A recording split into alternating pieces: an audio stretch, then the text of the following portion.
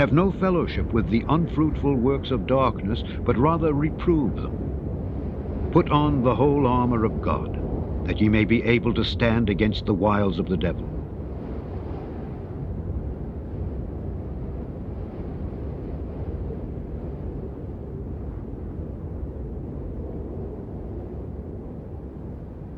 For the time will come when they will not endure sound doctrine, but after their own lusts shall they heap to themselves teachers, having itching ears. And they shall turn away their ears from the truth, and shall be turned unto fables. Once you fall into replacement theology, you often end up in anti-Zionism and anti-Semitism, because you think you've replaced Israel in some way. I refuted replacement theology in part 15 yesterday. Generally, the argument against the nation of Israel today is that it was formed by the Rothschilds and is allegedly inhabited by false Jews, Khazarian Jews. But there's no proof that the Ashkenazi Jews are the Khazarian Jews, and there's really no way to tell Ashkenazi Jews from Sephardic Jews anyway. No one in my Jewish community knew from which group we belonged. Basically, the non-Jewish anti-Zionists argue that the current state of Israel was formed by occultist Satanists, and that somehow that happened outside of God's will.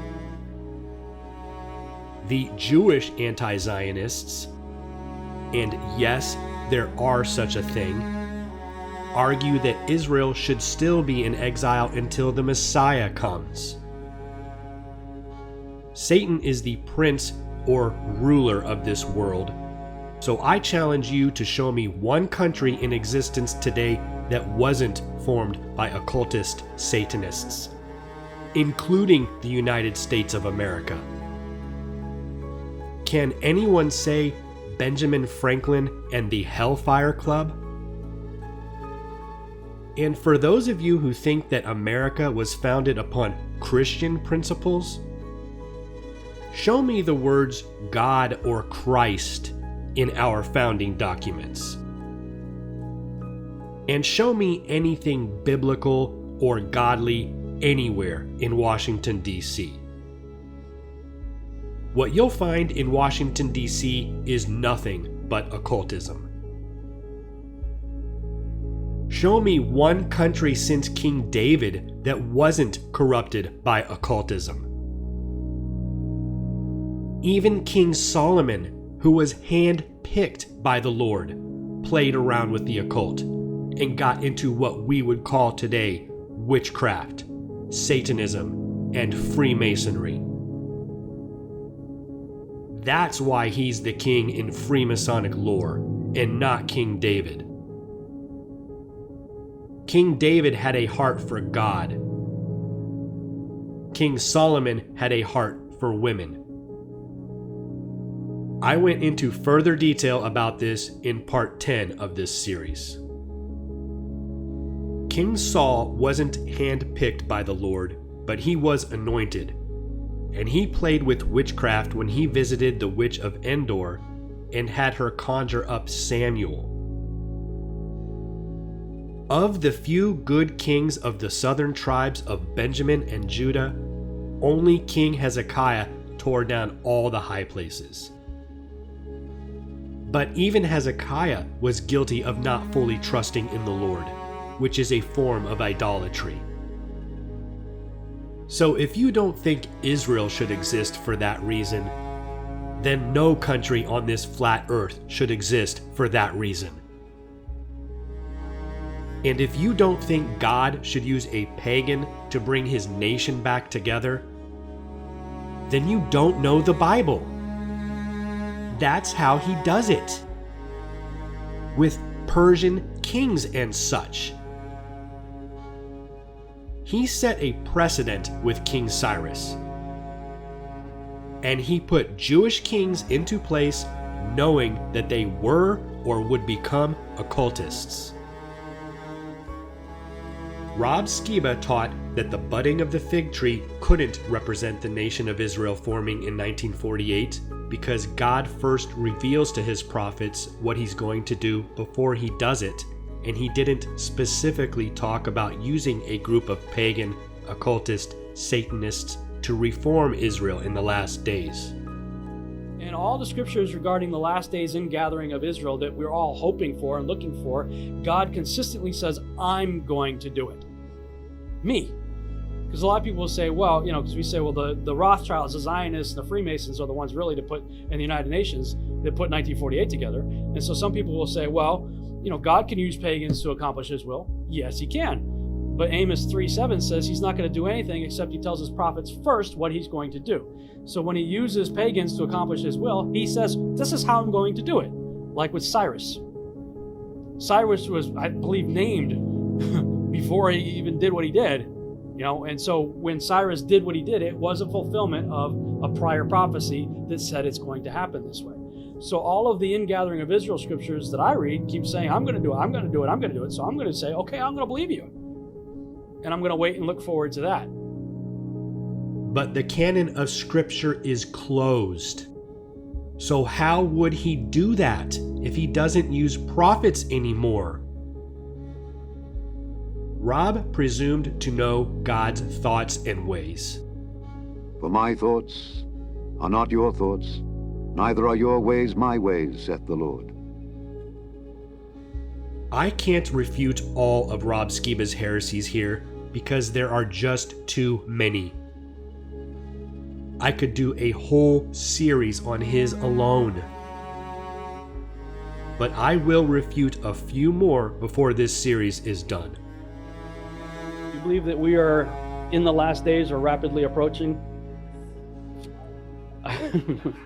Okay, we have a minority. I believe that we are taking the steps into the last days. Let me say it that way. I know there's some people, maybe even here, that believe that we're real close, like even September 23rd is a number that's being bounced around a lot. I'm not of that opinion. I believe we got quite a bit more time left, but I think we are definitely stepping into the last days. Although I say that, and this is just my opinion, I believe that I will grow old and die before I see the return of Christ. I personally believe that. I know other people think, no, it's a lot sooner. I hope you're right. Put it that way. If you're right, I'm going to be high-fiving you all the way. Woohoo! Yeah. But I'm of the opinion that we've got quite a bit more time. When you get twisted up like this, you have to go down the path of, quote unquote, we have years and years before the return of the Lord. Because Israel would have to somehow be completely dismantled, emptied, or spewed out, and then re-established and refilled with different Jews. Who are the different Jews that are going to refill Israel? I don't see that scenario in Scripture. The reforming of the nation of Israel after thousands of years, then a dismantling, and then another reforming of the nation, but apparently Rob did.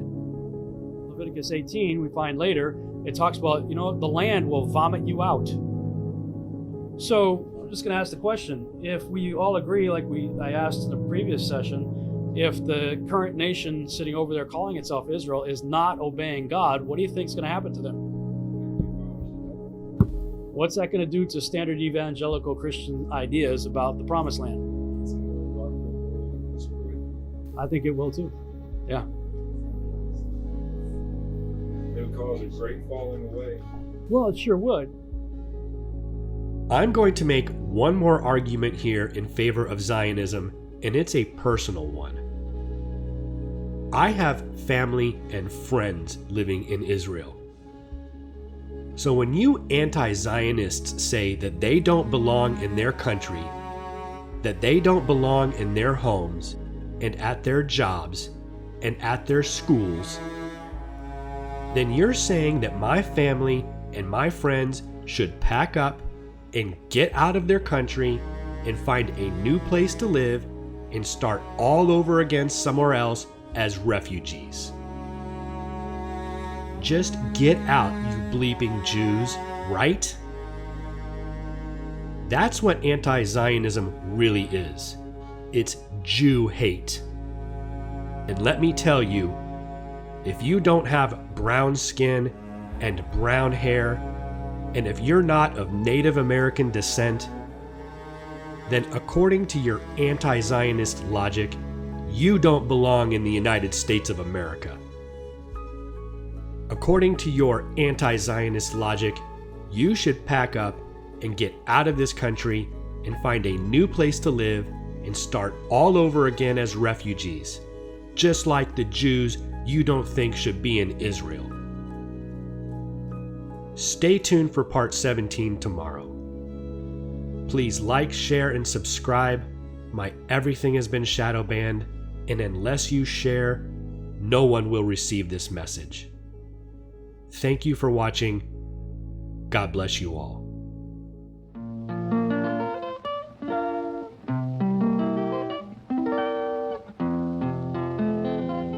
Well, it's over and over. Oh, oh no, oh no, God's gonna ride on the winning tide. Well, it's over and over.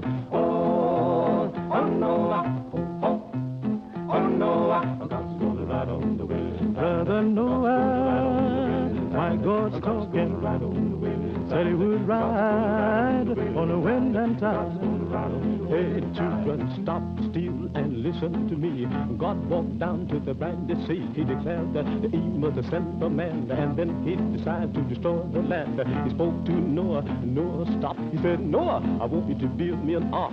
I want you to build it 3 cubits long. I want you to build it big and strong. I want it 50 high and 50 wide, so it will stand the wind and tide. It's oh Noah, oh Noah. Oh no, God's gonna ride on the winning tide. Well, it's a oh no, oh no, oh no, God's gonna ride on the winning tide. God's gonna ride on the winning tide. God's gonna ride on the winning tide. Oh Noah, brother Noah, my God's talking. Said he would ride on the wind and tide. Well, after the foundation was laid, then Noah began to hew and build. The ringing of the hammer cried judgment, the hewing of the saw cried sin repent. 100 years he hammered and sawed, building the ark by the grace of God. When the ark was done, God's voice was heard. He said, now Noah, let me tell you what to do. Calling the animals 2 by 2, so he called them in the ark. 2 by 2, he called the birds, the ox with the kangaroo. Then he called and Japheth, the ham and Sham. Then God began to flood the land. He raised his hands to heaven on high, shook the stars and moon from the sky, shook the mountain, he troubled the sea, hit the wind to his chariot the wheel. He stepped on land, stood on the shore, and declared that time there wouldn't be no more. But it's oh Noah, oh Noah, oh Noah, God's gonna ride on the winning tide.